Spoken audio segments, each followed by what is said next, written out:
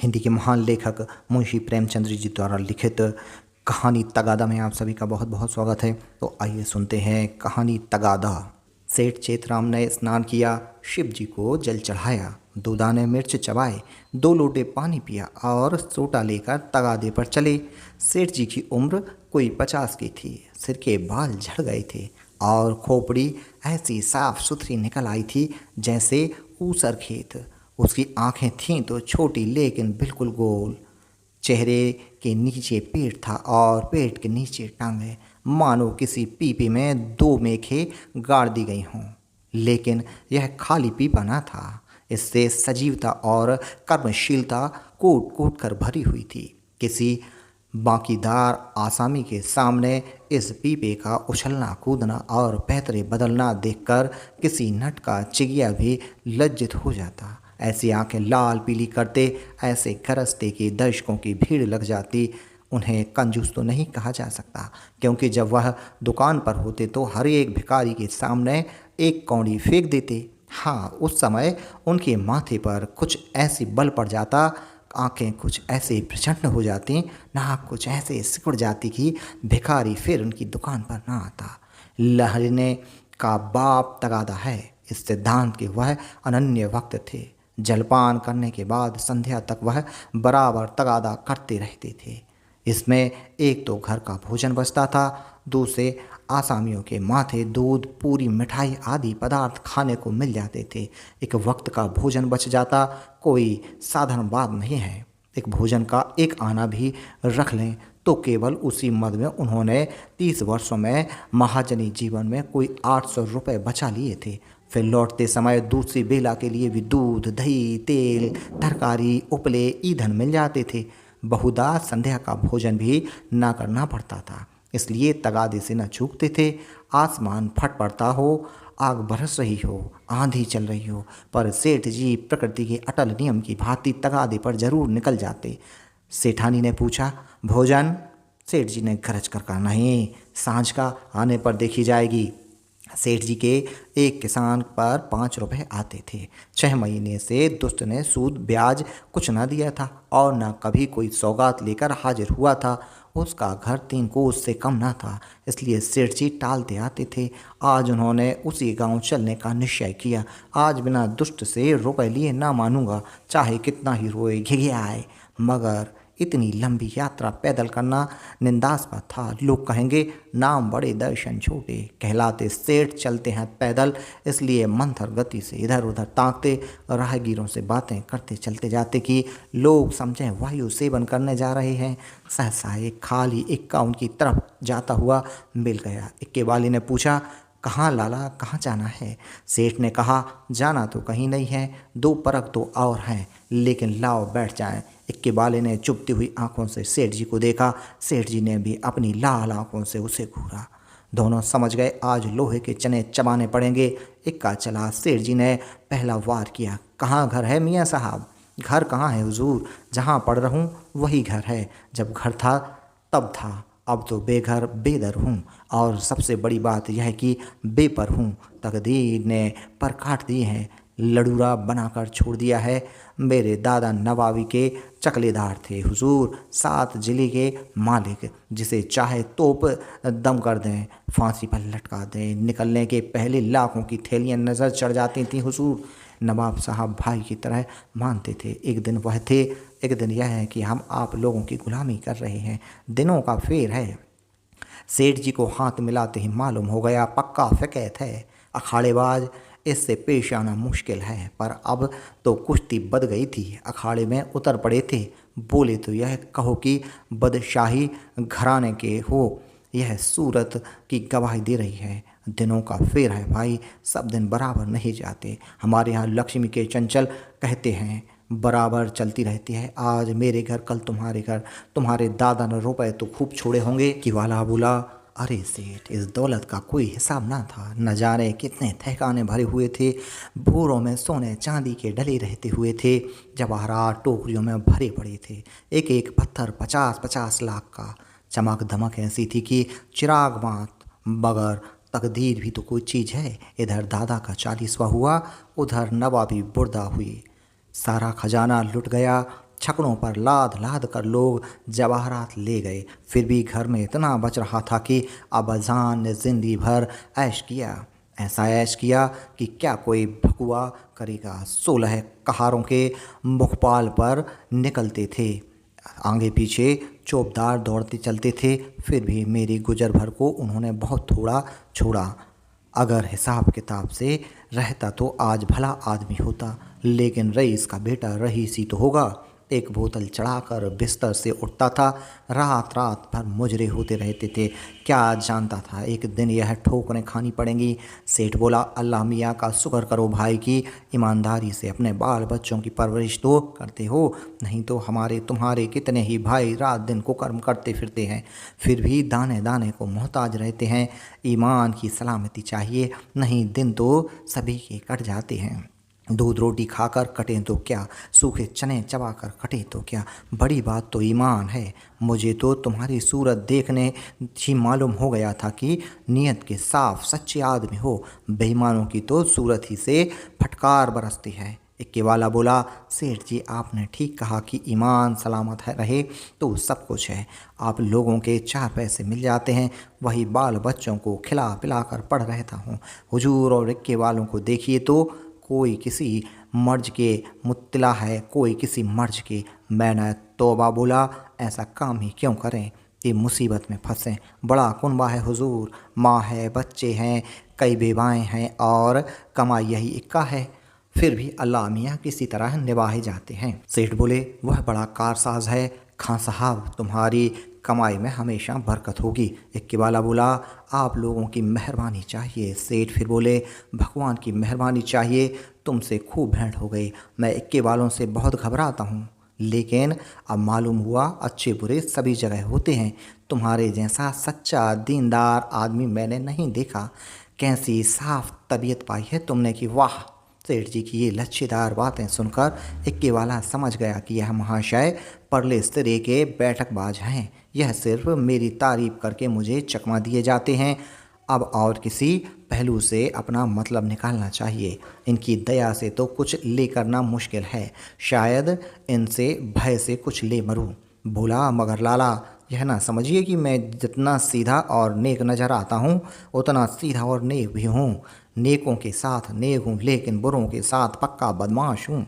यूँ कहिए आपकी जूतियाँ सीधी कर दूँ, लेकिन किराए के मामले में किसी के साथ रियायत नहीं करता। रियायत करूँ तो खाऊँ क्या।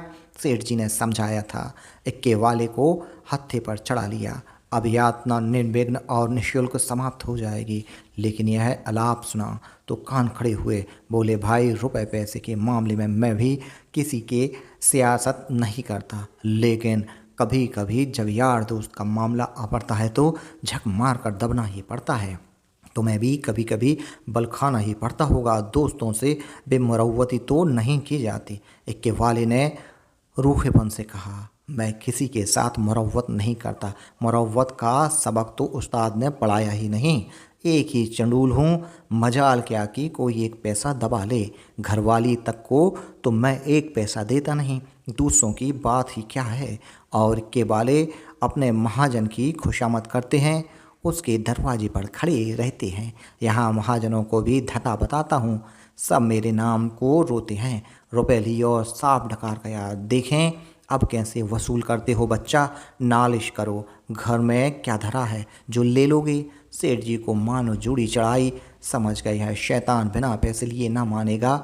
जानते कि यह विपत्ति गले पड़ेगी तो भूल कर भी इक्के पर पाँव ना रखते। इतनी दूर पैदल चलने में कौन पैर टूट जाते, मगर इस तरह रोज पैसे देने पड़े तो फिर लेने के देने पड़ जाएंगे। सेठ जी भक्त जीव थे। शिव जी को जल चढ़ाने में जब से होश संभाला एक नागा भी ना किया। क्या भक्त वत्सल शंकर भगवान इस अवसर पर मेरी सहायता ना करेंगे। इष्ट देव का सुमिरन करके बोले, खां साहब और किसी से चाहे ना दबो, पर पुलिस से तो दबना ही पड़ता होगा, वह तो किसी के सगे नहीं होते। इक्का वाले ने कह मारते हुए कहा, कभी नहीं, उनसे उल्टे और कुछ न कुछ वसूल करता हूँ। जहाँ कोई शिकार मिला झट सस्ते भाड़े बैठाता हूँ और थाने पर पहुँचा देता हूँ। किराया भी मिल जाता है और इनाम भी। क्या मजाल कि कोई बोल सके लाइसन नहीं लिया आज तक। लाइसन मज़े से सदर में इक्का दौड़ाता फिरता हूँ। कोई साला चू नहीं कर सकता। मेले ठेले में अपनी खूब बनाती है, अच्छे अच्छे माल चुनकर कोतवाली पहुंचाता हूँ। वहाँ कौन किसी की दाल गलती है, जिसे चाहे रोक ले। एक दिन, 2 दिन, 3 दिन, 20 बहाने हैं। कह दिया, शक था कि यह औरत को भगाए दिए जाता था। फिर कौन बोल सकता है? साहब भी छोड़ना चाहे तो नहीं छोड़ सकते, मुझे सीधा ना समझिएगा। एक ही हरामी हूँ, सवारियों से पहले किराया तय नहीं करता, ठिकाने पर पहुंचकर एक के दो लेता हूँ। जरा भी ची चपड़ किया तो आस्तीन चढ़ा पैंतरे बदल कर खड़ा हो जाता हूँ। फिर कौन है जो सामने ठहर सके? सेठ जी को रोमांच हो आया। हाथ में एक सोटा तो था, पर उसका व्यवहार करने की शक्ति का उनमें अभाव था। आज बुरे फंसे, न जाने किस मनहूस का मुँह देखकर घर से चले थे। कहीं यह दुष्ट उलझ पड़े तो 10-5 दिन हल्दी सौंठ पीना पड़े। अब से भी कुशन है, यहाँ उतर जाऊं, जो बच जाए वही सही। भीगी बिल्ली बनकर बोले, अच्छा अब रोक लो खां साहब, मेरा गांव आ गया, बोलो तुम्हें क्या दे दूं। इक्के वाले ने घोड़ी को एक चाबुक और लगाया और निर्दयता से बोला, मजूरी सोच लो भाई, तुमको ना बैठाया होता तो 3 सवारियां बैठा लेता, तीनों 4-4 आने भी देते तो 12 आने हो जाते, तुम 8 ही आने दे दो। सेठ जी की बगिया बैठ गई। इतनी बड़ी रकम उन्होंने उम्र भर इस मद में नहीं खर्च की थी। इतनी सी दूर के लिए इतना किराया वह किसी तरह ना दे सकते थे। मनुष्य के जीवन में एक ऐसा अवसर भी आता है जब परिणाम की उसे चिंता नहीं रहती। सेठ जी के जीवन में ऐसा ही अवसर था। अगर आने दो आने की बात होती तो खूब का घूंट पी देते, लेकिन 8 आने के लिए कि जिसका द्विगुण एक कलदार होता है, अगर तू तो मैं ही नहीं हाथापाई की भी नौबत आए तो वह करने को तैयार है। यह निश्चय करके वह दृढ़ता के साथ बैठे रहे। सहसा सड़क के किनारे एक झोपड़ा नजर आया। इक्का रुक गया। सेठ जी उतर पड़े और कमर से एक ध्वनि निकाल कर इक्के वाले की ओर बढ़ाई। इक्के वाले ने सेठ जी के तेवर देखे तो समझ गए ताव बिगड़ गया। चाशनी खड़ी होकर कठोर हो गई। अब यह दांतों से लड़ेगी, इसे चुबन पर भी मिठास का आनंद लिया जा सकता है। नम्रता से बोला, मेरी ओर से इसकी रेवड़ियाँ लेकर बाल बच्चों को खिला दीजिएगा, अल्लाह आपको सलामत रखे। सेठ जी ने एक आना और निकाला और बोले, बस अब जबा न हिलाना, एक कौड़ी भी बेसी न दूंगा। इक्के वाला बोला, नहीं मालिक, आप ही ऐसा कहेंगे तो हम गरीबों के बाल बच्चे कहाँ से पलेंगे?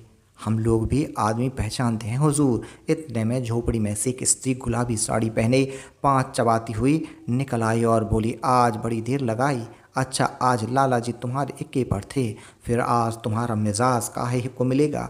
एक चेहरे शाही तो मिली ही होगी, इधर बड़ा दो सीधे से। यह कहकर वह सेठ जी के समीप आकर बोली, आराम से चरपहिए पर बैठो लाला, बड़े भाग थे कि आज सवेरे सवारे आपके दर्शन हुए।